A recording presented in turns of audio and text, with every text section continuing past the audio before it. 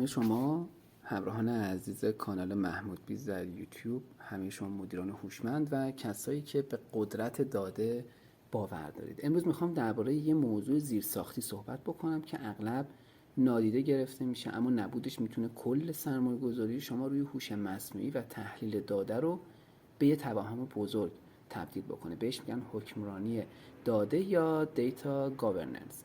همه ما میدونیم که داده نفت عصر جدیده، یعنی کلی پول خرج میکنیم تا ابزارهای هوش مصنوعی و تحلیلگرهای داده رو بیایم استخدام بکنیم. اما اینجا یک حقیقت تلخ وجود داره.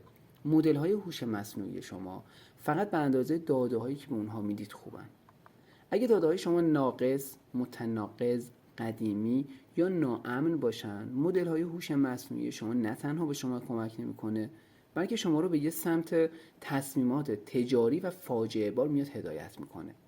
حکمرانی داده همون دیواریه که جلوی این فاجعه رو میگیره. توی ویدیوی امروز تحلیل میکنیم که حکمرانی داده چطور از یک پروژه صرفاً آیتی به یک فرهنگ سازمانی تبدیل میشه و قراره یاد بگیریم که چطور از داده‌های بی‌کیفیت و خطرناک جلوگیری کنیم تا هوش مصنوعی بتونه با اطمینان کسب و کار ما رو به سمت موفقیت هدایت بکنه.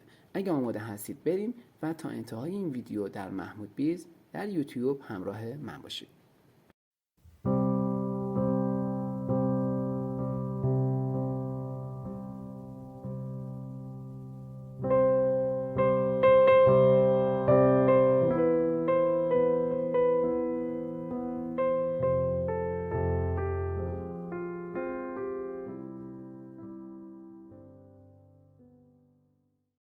قبل از اینکه به راه حل برسیم باید بدونیم که داده‌های بد چقدر برای ما هزینه دارن. آمارا نشون میده که داده‌های بی‌کیفیت میتونن میلیون‌ها دلار توی سال به سازمان‌ها ضرر بزنن. نه فقط در جریمه‌های قانونی اصلاً، بلکه توی تصمیمات غلطی که ممکنه توسط مدیران یا سازمان به صورت کلی گرفته بشه. مشکل نانوشته داریم. ببینید بزرگترین چالش حکمرانی داده نبود مالکیت شفافه. وقتی یه داده توی سیستم یا همون CRM، سیستم‌های CRM و مالی شما متناقضه، مالک اصلی اون داده واقعا کیه؟ چه کسی مسئولیت داره که کیفیت این داده رو بیا تایید بکنه؟ وقتی مالک مشخص نباشه، هر کسی داده رو به روش خودش وارد میکنه و در نهایت هیچ کس هم مسئولی به کیفیتی اون نیست.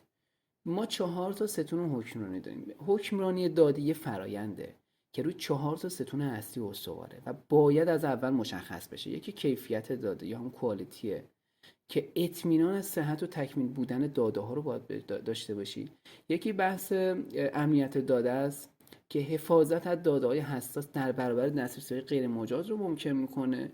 یکی دسترسیه که کلا تعیین این که چه کسی مجازه در چه شرایطی از داده استفاده بکنه، مخصوصا توی عصر API اکونومی که من قبلا بهش اشاره کردم. و در نهایت بحث مالکیت رو داریم که تعریف فرد یا تیمی که مسئول حفظ و بروزرسانی اون داده است. اگه این 4 تا ستون رو نداشته باشید، هرگز به هوش مصنوعی خودتون به هیچ عنوان نباید اعتماد بکنید.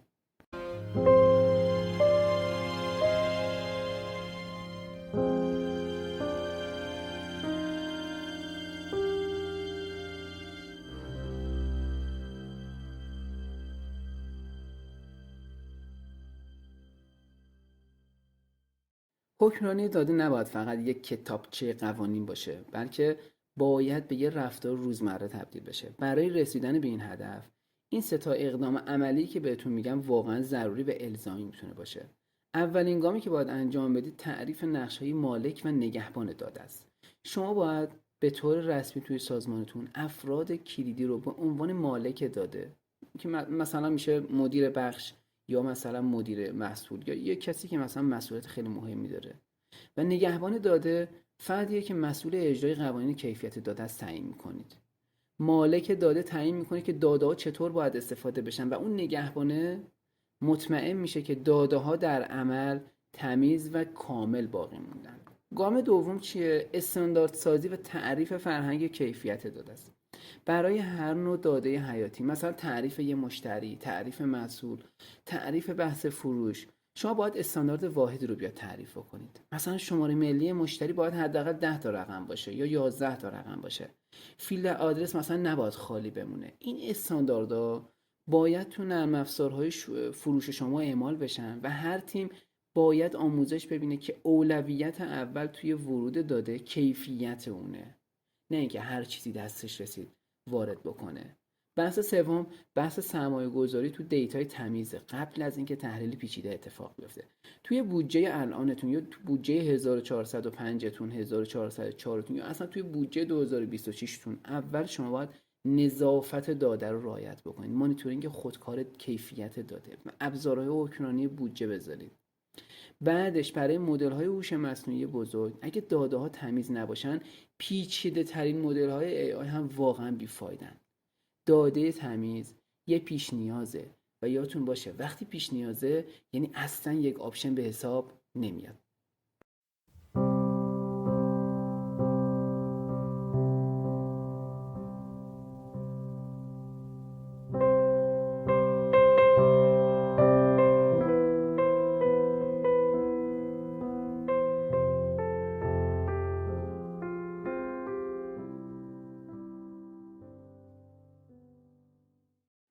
من بعضی مواقع احساس میکنم توی ویدیوام خیلی دارم صحبت میکنم، اما نمیخوام مثلا از اصل موضوع زده بشه و فقط برسیم به انتها. اما بذارید دیگه زیاد طولانیش نکنیم، یه جمع‌بندی ما هم دیگه داشته باشیم در مورد حکمرانی داده. در واقع پل ارتباطی بین داده‌های خام و تصمیمات هوشمند و اون تصمیماتی که قرار هوشمندانه گرفته باشه دقیقا همین حکمرانی داده باید وجود داشته باشه.